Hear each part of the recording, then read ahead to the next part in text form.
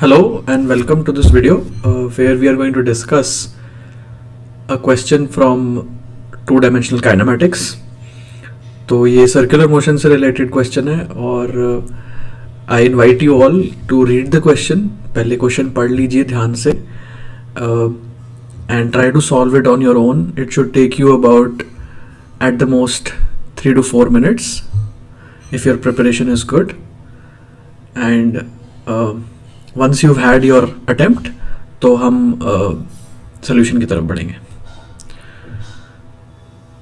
So now I'm moving on to the solution.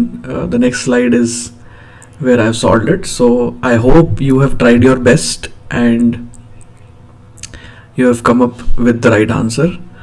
So let's move on to the solution. तो question ये कह रहा है कि A और B दो पार्टिकल्स हैं and they start moving at t equal to 0 in clockwise direction. Both of them move in the clockwise direction और दोनों की स्पीड गिवन है. A की स्पीड इज v, B की स्पीड इज v/3, राइट. तो दोनों कब मिलेंगे? That is very simple question कि दोनों कब मिलेंगे, राइट. तो जो ये कैचिंग अप वाले प्रॉब्लम्स होते हैं, so this is a question where one particle is catching the other particle. Cat and mouse भी बोल सकते हैं, पुलिसमैन चोर भी बोल सकते हैं, right. So one particle is catching the other particle.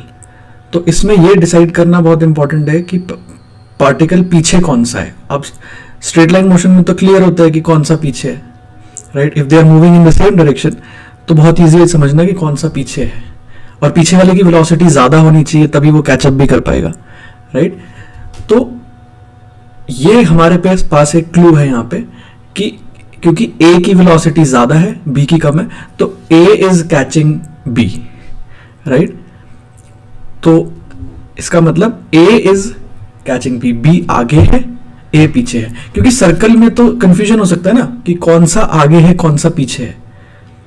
किसी को ऐसा भी लग सकता है कि B is catching on to A. वो ऐसा इल्यूजन ऐसा लग सकता है किसी को क्योंकि B से A का जो डिस्टेंस है क्लॉकवाइज डायरेक्शन में जाए तो वो छोटा है, तो ऐसा लग रहा है कि B इज कैचिंग A.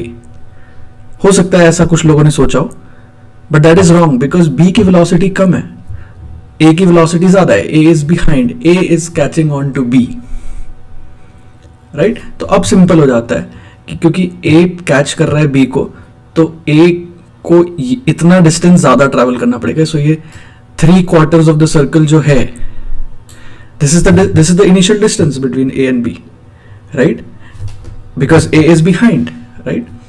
तो A को ये डिस्टेंस एक्स्ट्रा कवर करना है. So distance covered by A is equal to distance covered by B plus this extra distance, और फिर दोनों की वेलोसिटीज कांस्टेंट है. तो इक्वेशन बना के we get this time instant. So this is the solution for the first meeting.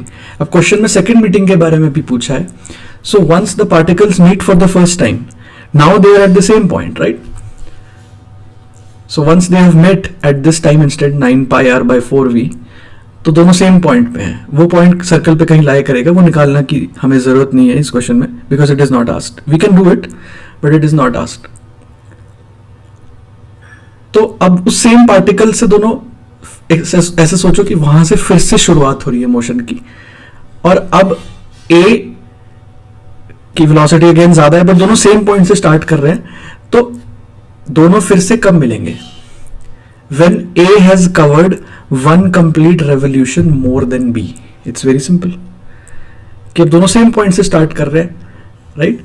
तो A जब एक मतलब कुछ थोड़ी देर बाद B ने कुछ डिस्टेंस ट्रैवल किया होगा, A ने कुछ डिस्टेंस ट्रैवल किया होगा. जब ऐसा हो जाएगा कि जितना B ने ट्रैवल किया है, जितना B ने ट्रैवल किया है which is SB over here, उससे एक फुल रेवोल्यूशन ज्यादा A ने ट्रैवल किया है because they start at the same point, right.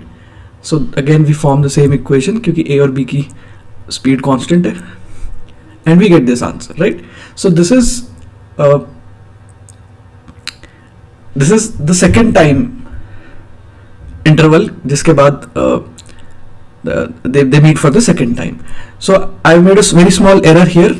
So question में एक्चुअली पूछा था कि t equal to t2 वो इंस्टेंट है जब सेकेंड मीटिंग होगी, तो इसमें हम फर्स्ट वाला टाइम ऐड कर देंगे 9 pi r by 4v plus 3 pi r by v करेंगे तो t2 आएगा. So this is a very small error that I made here, you can correct it कि 3 pi r by v is the interval between first meeting and second meeting. उसमें first interval वाला time add कर देंगे तो t2 आ जाएगा.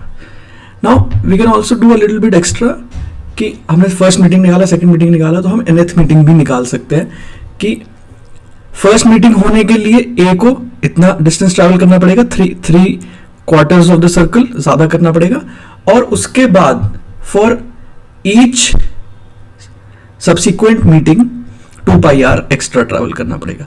तो अगर nth मीटिंग है फ्रॉम द बिगिनिंग तो फर्स्ट मीटिंग के लिए इतना, और बाकी n-1 मीटिंग्स के लिए n-1 कंप्लीट रेवोल्यूशंस a को एक्स्ट्रा ट्रैवल करने पड़ेंगे. सो this is the time instant of the nth meeting.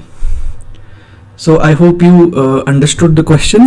I hope you took some concepts from the question, and if you were not able to solve it, then you can come back to the question maybe a few days later and try to solve it on your own, right?